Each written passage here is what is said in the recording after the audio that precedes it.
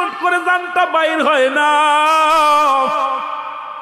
নবী গো, নবী গো, আমরা সারাদিন আলকামার পাশে দোয়া দুরূদ পড়লাম, কিন্তু আলকামার তো জবান বাইর হয় না। এত কষ্ট আর হুজুর সহ্য হয় না। আমার আপনার আলকামা তো জীবনে কোনোদিন অন্যায় করে নাই। আমার নবীজি চলে আসলেন, দোয়া করে আল্লাহর দরবারে, আমার আল্লাহ, আমার আল্লাহ, তুমি আমার আলকামারে মাফ করে দাও, আমার আলকামার জবানটা সুন্দরভাবে বাইর করো। আমার আল্লাহ আলহামদুলিল্লাহ জানিয়ে দেয়, হাবিব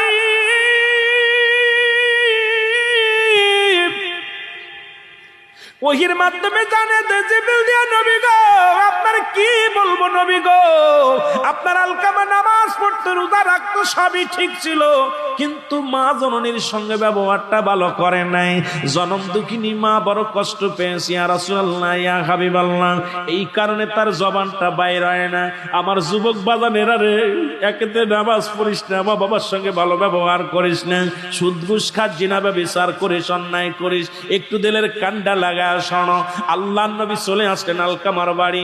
আলকামার বাড়ি এসে নবী সালাম দাও, আসসালামু আলাইকুম, এ বাড়ি আহলুল বাইত, ঘরের মধ্যে কেউ আসুনি, ঘরের ভিতর থেকে ওয়ালাইকুম আসসালাম। নবীজি ডাক দেখায়, মা গো, ও মা, তুমি ঘরের মধ্যে গো। আলকামার মা, আলকামার মা ডাক দে কয়, নবী গো আপনি আসছেন, আমার বাড়িতে আসছেন, আমার সন্তান আজ কয়টা দিন মৃত্যু যন্ত্রণায় পড়ে আছে, আমার সন্তান মৃত্যু হয় না, জানটা তার বাইর হয় না, জিহ্বা বাইর হয়ে গেছে, চোখ দুইটা তার বড় বড় হয়ে গেছে।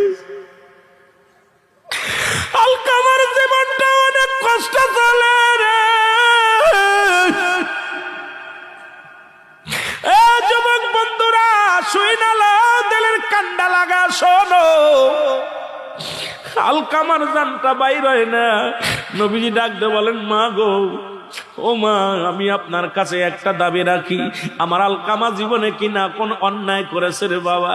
আলকামার মা কয়, নবী গো, আমার জানা মতে আমার আলকামা কোনোদিন নামাজ ছাড়ে নাই, আমার আলকামা কোনোদিন রোজা ছাড়ে নাই, আমার আলকামা কারোর সাথে দুর্ব্যবহার করে নাই, তবে একটা কষ্ট, আমার আলকামা সারা জীবন বোর পরামর্শ শুনতো, আমি মার কথা শুনতো না।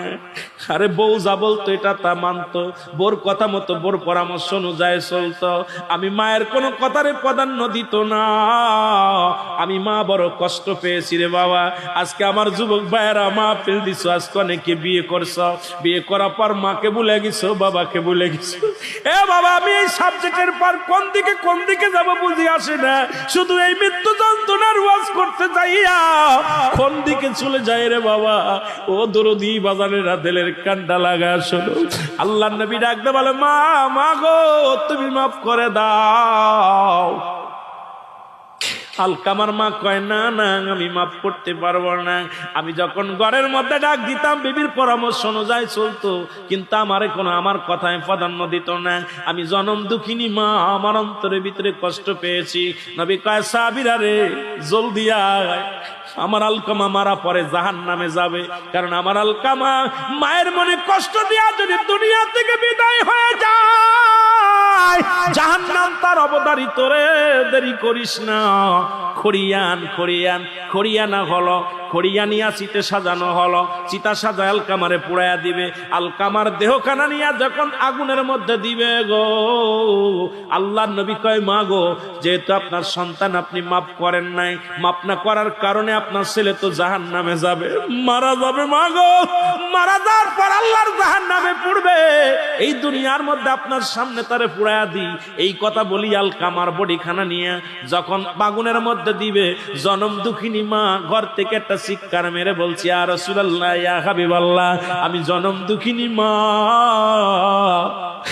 আমার সন্তানের এই কষ্ট আমি সহ্য করতে পারবো না, আমার সন্তানের আমি মাফ করে দিলাম।